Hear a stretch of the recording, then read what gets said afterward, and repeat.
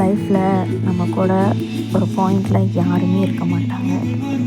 இப்போ நமக்கு என்னென்ன வேணுமோ எல்லாமே நம்ம தான் செஞ்சுக்கணும். இப்போ வர டிபெண்ட் பண்ணிகிட்டு இருந்தால் எதுவுமே நடக்காது.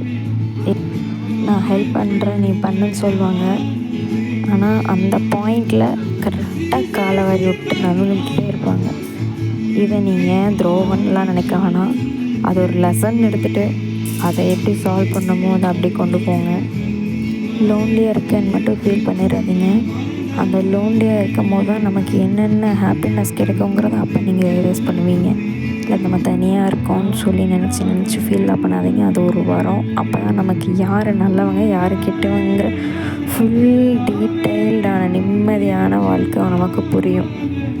எல்லாருக்குமே ஒரு சர்டன் பாயிண்டில் எல்லாரோட கஷ்டமும் வரும். அதை எப்படி ஃபேஸ் பண்ணணும் எப்படி கொண்டு போகுங்கிறதுக்கோ டிபெண்ட் பண்ணி யார்கிட்ட கேட்காதீங்க. அதை எல்லாமே நீங்கள் தான் தெரிஞ்சுக்கணும். என் வாய்ஸ் அப்படி தான் இருக்கும் கரகரன்னு. ஸோ அதை சஜஸ்ட்டு கொஞ்சம் லைக் ஷேர் பண்ணிடுங்க. Okay bye. இது மாதிரி வீடியோஸ் பார்க்க சப்ஸ்கிரைப் பண்ணுங்கள்.